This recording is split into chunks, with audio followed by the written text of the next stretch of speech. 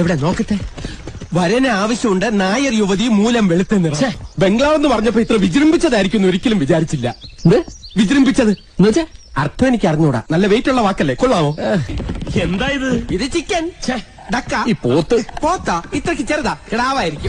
കഴുത ഇറച്ചി ആരെങ്കിലും കഴിച്ചു. ടയർ പഞ്ചറടാ, മാറ്റിയിടണം. അതൊന്നും വേണ്ട. ഈ ഹൈ റേഞ്ചിൽ തണുപ്പത്ത് ടയറൊക്കെ ആര് കാണാൻ? ഇങ്ങോട്ട് വിളിച്ചു വരുത്താൻ പറ്റിയ ഏതെങ്കിലും ഡോക്ടറെ നമ്പർ നിന്റെ ഉണ്ടോ?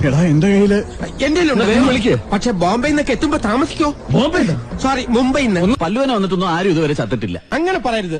എന്റെ അമ്മാവൻ മരിച്ചത് പല്ലുവേന വന്നിട്ടാ. വേദന വന്ന നിമിഷങ്ങൾക്ക് അന്ന് ഞാൻ പ്രതിജ്ഞ എടുത്തു, ഞാനൊരു ഡെന്റിസ്റ്റ് ആവും. എങ്ങനെയാ നിന്റെ അമ്മാവന് പല്ലുവേദന വന്നത്? ഒരു പാണ്ടി ലോറി നേരെ വന്ന് ഒറ്റയിടി ഫ്രണ്ട് പല്ലില്. അവളുമാരൊക്കെ ഞെത്താറായിട്ടുണ്ടല്ലേ? അയ്യോ ഇല്ല, താമസിക്കും. പതുക്കെ വന്നാൽ മതി എന്ന് പറഞ്ഞിട്ടുണ്ട്. നന്നായി. ജെസിക്ക് അതിന് യാത്ര ചെയ്യാൻ പാടില്ലല്ലോ.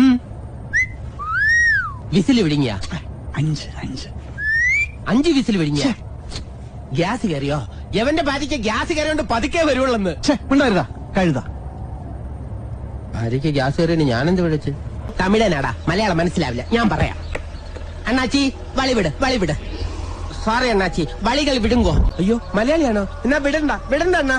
കുറെ നാളുകൂടി സുഖമായിട്ടൊന്ന് ഉറങ്ങി. അതെ, ഒരു പോളെ കണ്ണടച്ചിട്ടില്ല. ഐസിന്ന് ഷോക്ക് അടിച്ചെന്നോ? ഫ്രിഡ്ജിൽ അതെങ്ങനെ ഷോക്ക് അടിക്കും? ഞാനിപ്പോ ഇതിനകത്ത് നിന്ന് കൂൾ സോഡ എടുത്താണല്ലോ.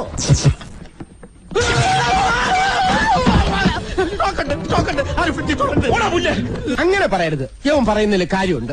ഞാനും അന്ന് ഹണിമൂണൊക്കെ പോയതാ. പക്ഷെ അതിന് അവളുമായിട്ട് അന്ന് മുട്ടൻ വഴക്കായി. ഇപ്പൊ ഇങ്ങനെ ഒന്ന് കൂടിയാ അവളുമായിട്ടുള്ള വഴക്കും പ്രശ്നങ്ങളും ഒക്കെ അങ്ങ് തീരും. അല്ല, ജാനകിയായിട്ട് എന്തിനാ വഴക്കായത്? അന്ന് ഹണിമൂണിന് പോയപ്പോ ചെലവ് ചുരുക്കാൻ ഞാൻ അവളെ കൊണ്ടുപോയില്ല. അത് തെറ്റാണോ?